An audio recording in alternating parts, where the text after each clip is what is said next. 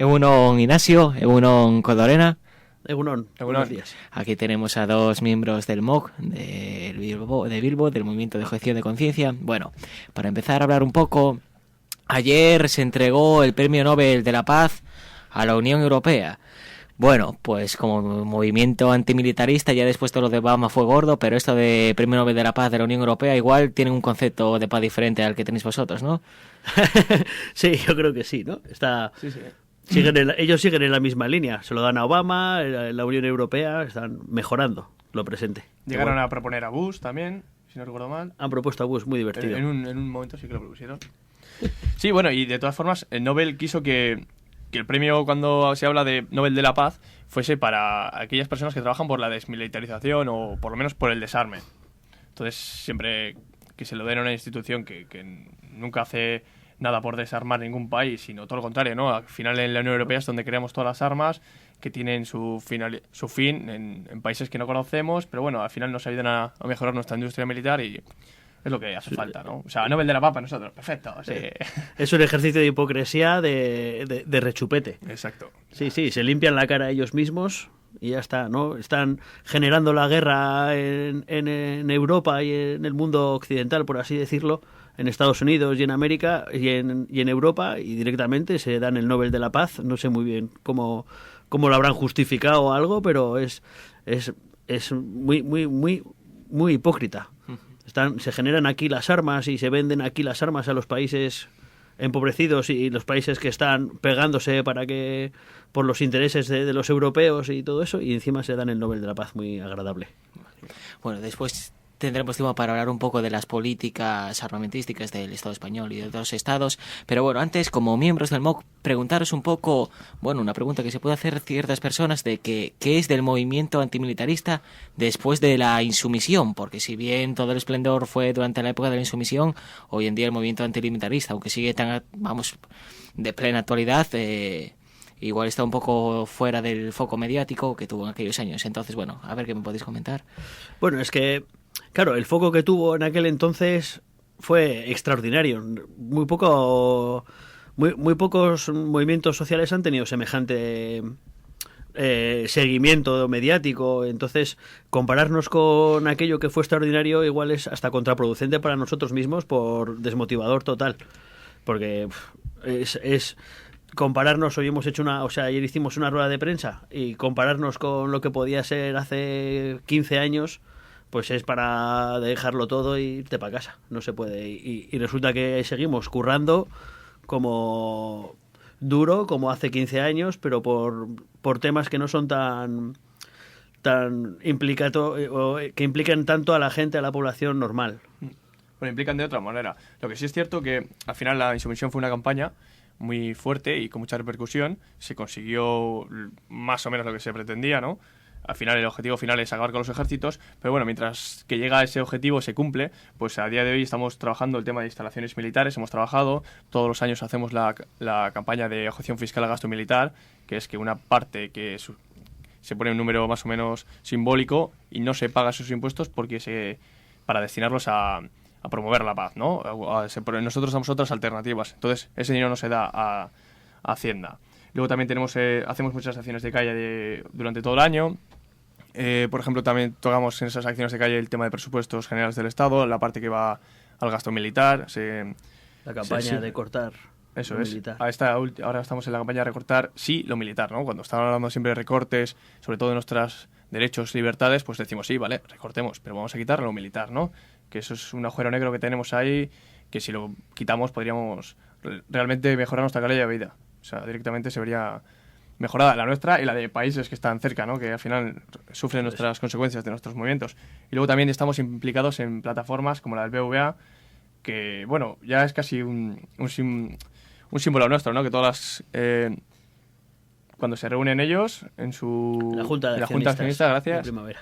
Sí, ahí que vamos y nos echamos pintura a lo que haga falta. Y luego también seguimos haciendo acciones como la que ha sido ahora del Regimiento Garellano, que el Ayuntamiento nos la ha puesto ahí un poco a placer, ¿no? Viene el Ayuntamiento de Bilbao y hace una exposición y encima trae a los militares, pero bueno, encima para ensalzar, ¿no? ¿Qué van a ensalzar? Más que la violencia y la guerra. Entonces ahí hemos actuado. luego ya si quieres te contamos un poco más. Sí, por eso iba a preguntaros, de hecho, ahora mismo, bueno, que acabas de enumerar algunas de las acciones que hacéis actualmente, y una de estas, pues la del acto, la acción que llevasteis el pasado día 6 Sí, sí. contra esta exposición para conmemorar el 125 aniversario del Regimiento Garellano. Una acción que, bueno, se salda también con 5 imputados. Entonces, bueno, si me contáis cómo fue el desarrollo de esta acción y las consecuencias que va a traer ahora. Bueno, cuando nos enteramos de que el ayuntamiento junto con el ejército iba a realizar esta exposición, pues estuvimos hablando mucho y dijimos que tenía que ser una acción, pues que se recordara, una acción que no hubiéramos hecho antes, que fuera original. Y entonces se nos ocurrió utilizar lo que normalmente hacíamos como engaño o como señuelo para hacer otra cosa extra. Entonces, el jueves nos presentamos allí, muy bien disfrazados de gente militarista que va a ver aquella exposición, muy de acuerdo con el ejército y entrando al rollo, con allá estaba todo lleno de militares dentro que hacían de guías y tal, muy interesante. Y conseguimos pues que 2 compañeros se encadenaran a una tanqueta de la década de los 30, algo así, que había allí, y luego otros pues que hicieran jaleo en la entrada allí, pues lanzando papeles y gritando eslóganes de ningún ejército defiende la paz y ejército Acapurtu, pero teníamos una sorpresa. Bueno, la sorpresa era que en ese revuelo, bueno, de hecho la otra parte era ya una acción en sí, habíamos convocado los medios para esa acción, entonces ya teníamos un mínimo asegurado de que era denunciar esa exposición, ¿no? de la guerra. Y entonces luego, si todo salía bien, pues otra tercera persona iba a coger un objeto con el hecho de hacer pedagogía, ¿no? De reubicarlo y así mostrar lo que realmente se debería hacer con estos objetos militares, ¿no? Que bueno, son parte de la historia, de acuerdo, pero lo que no vamos a hacer es nunca exponerlos para enorgullecernos de la barbarie que es la guerra, ¿no? Entonces, al final conseguimos sacarlo con mucha habilidad, vamos a decir, ¿no? Lo sacamos de allí y luego hoy lo hemos llevado al Museo de la Paz. Y bueno, y eso lo hemos llevado al Museo de la Paz para realmente intentar transmitir ese ejemplo, ¿no? De, pues, que lo que hay que hacer con esto es, sí, lo vamos a ver, lo vamos a homenajear, pero en el sentido para que no vuelva a ocurrir, ¿no? Esto es una barbaridad, la guerra no puede ocurrir, es un crimen contra la humanidad y tiene que quedar bien claro, no podemos hacer ninguna exhibición ni enorgullecernos de ello. Y es lo que hemos hecho, al final ha quedado una acción muy bonita, a nuestro parecer, muy redondeada. Ha venido unos medios a ver si hoy sale bien en la prensa, bien enfocada, y nosotros contentos. No sé, ¿cómo lo ves? Nosotros queríamos denunciar la obscenidad que es homenajear a una institución que participa en conflictos cuyas consecuencias pues se miden en cientos de miles de muertes. Por ejemplo, el Regimiento Garellano estuvo en Marruecos y estuvo en la guerra de Cuba, y en ambos sitios murieron decenas de personas. En Marruecos murieron 46.000 personas y en Cuba murieron 200.000, y estaban allí homenajeando a los militares, y también participaron en la represión de huelgas obreras en la primera mitad del siglo XX, y allí estaban todos dándose la mano en la inauguración del día 29 o el día 30. Y ninguna crítica a nada. O sea, es que era... Claro, era todo ensalzar y ensalzar, ¿no? Y nosotros queríamos que eso no pasara así en vano. Teníamos que ir a dar allí nuestra parte de opinión y abrir el debate a la población y decir, oye, ha ocurrido esto, nosotros opinamos esto otro. Y levantar, pues eso, un poquito la ampolla, que estamos en un momento muy difícil para todos, y estamos aquí pues celebrando que existe el ejército cuando estaría todo mucho mejor si no existiera. Y también lo hemos redondeado muy bien porque hemos hecho la rueda de prensa para los medios en lo que es Astra, ¿no? Que antes era una fábrica de armas, y también ha sido como un buen ejemplo, un bonito ejemplo de lo que debería ser todas las instituciones militares y fábricas de armas, ¿no? Que al final, sí, que era una fábrica de armas, hoy día es un sitio donde está al servicio de la sociedad, ¿no? Pues entonces hacíamos, o eso pedíamos, por lo menos, que todas las instalaciones militares y las fábricas de armas pues estén al servicio de las personas para fomentar la cultura, la educación, la sanidad, todo esto que ahora pues se nos está viendo mermado, quitado, robado, pues... o sea, por eso decimos que ha tenido un buen final y muy bonito. Es que ha sido todo muy bien enlazado, muy bien hilado. Estos son unos besos que nos damos nosotros a nosotros mismos, ¿no? Pero es que es así. Yo creo que ha tenido mucho gusto, hemos tenido mucho gusto en esto, y hemos tenido la suerte de que nos han cedido el local. Está muy bien. Bueno, una acción de crítica antimilitarista y de reivindicación de la paz, la que nos están comentando los compañeros del MOC de Bilbo. Lo que sí que no está en paz son, en este caso, las fuerzas de seguridad que fueron a reprimiros en ese acto de desobediencia civil y que, como comentábamos antes, se salda esa acción con 5 imputados. Si nos comentáis un poco qué perspectivas tenéis de qué va a pasar, en qué va a quedar esto. Bueno, lo que suele ocurrir siempre cuando haces una acción directa no violenta es que normalmente lo único que van a hacer es meterte una falta por desobediencia y poco más, que se traduce en una multa de unos cientos de euros que, bueno, pues es difícil de rentabilizar, pero bueno, pues para eso aprovechamos que estamos en un grupo con apoyo detrás y que no nos enfrentamos luego personalmente a esas multas, que sería lo difícil, ¿no? Ellos utilizan las multas económicas para socavar los grupos y para que sea difícil de rentabilizar. Si acabases en el calabozo o en la cárcel por hacer este tipo de cosas, la presión social sería aún mayor y ellos pues lo esconden poniendo multas económicas. Entonces va a ser eso. Ellos, los imputados por hacer la acción directa allí mismo en el centro cívico de Basurto van a ser, pues eso, seguramente por faltas de desobediencia. Pero y además está todo preparado para que sea un juicio rápido en el que incluso si no fueras al juicio no pasaría nada, te ponen la multa y todos para casa. Nosotros intentamos, pues si va a acabar siendo esa multa, o sea, ese juicio, pues intentamos ir allí, pues poder decir al juez nuestra opinión, aunque sea, intentar alargar un poquito eso, pero es que normalmente no suelen ir ni la policía ni nadie, eso pasa por el juez, pim pam pum, y fuera. Nosotros vamos con la intención de que eso se quede claro que es un juicio político. Al final nosotros vamos con una ideología y la vamos a defender hasta las últimas consecuencias.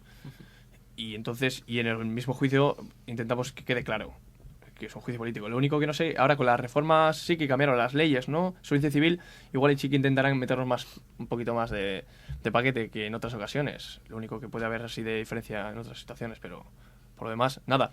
Asumiremos incluso en esta acción que hemos hecho la última, se nos quedó corto, ¿no? O sea, el tema de las consecuencias legales sabemos hasta dónde pueden llegar, pero lo único que nos da pena de esta acción es no habernos llevado toda la exposición y haber hecho realmente una buena visión de estas hemos tenido que conformar con un casco. Un casco, es una pena, ya que había maniquís y había de todo. Y armas grandes y la tanqueta habría estado bien. Sí. Podríamos saber un buen uso de eso. Esto no hay que volver a hacerlo nunca. A ver, niños, ¿cómo explicamos esto? Niños mayores y no tan mayores, claro. Bueno, como habíamos dicho antes, quería entrar ahora a hablar un poco más de lo que son las políticas del Estado en materia de guerra y demás, ¿no? Estamos en un contexto en el que, como bien denunciamos, se dan recortes sociales en todos los ámbitos y el presupuesto de defensa sube un 30% y es curioso también que el de material antidisturbios un 1.780%. Ahí la cosa. Entonces, bueno, pediros una valoración, aunque la verdad que la cosa que está evidente, un poco clara, ¿no? Sí. ¿Qué fue lo primero que hizo Rajoy, ¿no? Cuando lo eligieron, lo primero que hizo fue gastarse 1 millón de euros en gases lacrimógenos, ¿no? Pues antes de empezar a crear ninguna política de diálogo o intentar, no sé, analizar la situación, cómo está, hacia dónde vamos, bueno, lo primero es lo primero. Vamos a gastarnos 1 millón de euros en gases lacrimógenos. Que ahí se ve las ganas que tenemos de construir una sociedad, no para todos, sino como ya las ve venir, ¿no? Pues como cuando las barbas de tu vecino veas cortar, pues las tuyas a remojar, ¿no? Está viendo Grecia, está viendo otros países que hay situaciones en las que la sociedad está mal, entonces sale a la calle de la forma que sabe, puede, quiere, y claro, entonces él lo primero que hace es me voy a armar antes de gastar este dinero en la sociedad, en paro, en la gente que no tiene trabajo, generar un empleo, pues yo me voy a armar. O sea, ante estas actitudes es que no hay valoración, yo creo que se escribe por él solo, ¿no? Pero bueno, de todas formas, le invitamos a que venga cualquier día al MOOC y le explicamos cómo se puede hacer el mundo de otra forma, ¿no? Que no hace falta gastarse dinero. Bueno, que nos invite a la Moncloa y que se pague ahí unos pinchos o algo. En relación a esto, igual lo que son datos menos conocidos son las involucraciones militares que tiene el gobierno español en este momento. Entonces, si nos podíais dar unos datos de esto. Pues el Ministerio de Defensa, a mi entender, yo creo que está más... el ministro Morenés ha sido dueño de fábricas de barcos y ha sido consejero en Instalaza, que es una fábrica que fabricaba bombas de racimo, y es un traficante de armas. Entonces, su su objetivo, y además lo dice claramente para su Ministerio de Defensa, es el conseguir comprar y vender armas. Y generar dinero con la compra-venta de armas, y en eso está haciendo de comercial de las fábricas de armas españolas para vender armas por ahí. Pero también, por otro lado, tienen una pedazo de deuda de 30.000 millones de euros a 40 años o no sé cuántas décadas de armamento ya comprado, que no saben cómo van a hacerle frente, y están ahí pensando otros proyectos para gastarse más dinero y para generar dinero y tal, pero tienen un marrón importante por ahí con la deuda de 30.000 millones. Es que, claro, el razonamiento de estas personas es, ahora mismo España está en conflictos armados, ¿no? Está en guerras, en Afganistán es una guerra, y ya están comprando armas para dentro de mucho tiempo, ¿no? Entonces, obviamente tú vas a tener que acabar en alguna guerra, ¿no? Y luego también, para entender un poco lo que es la industria armamentística en el Estado, bueno, decir que en Euskadi tenemos una industria muy potente, que está Sener creando el Taurus, y también hace... El Eurofighter se hace aquí en ITP. Bueno, lo que es muy civilino es que muchas veces dicen, no, es que el gasto de defensa está bajando. Sí, bueno, igual está bajando en lo que ellos nos dicen a simple vista, pero luego, a mitad del ejercicio económico de lo que es el país, ellos van a hacer... pues van a pedir una partida extra, van a seguir pidiendo dinero y dinero. Eso por un lado, ¿no? Entonces, sí que hay unos presupuestos que a simple vista puede ser que baje la cantidad, pero luego también está la parte de I+D, ¿no? Que al final también es una parte que ahí entra todo. Y entra todo, entra desarrollo, claro.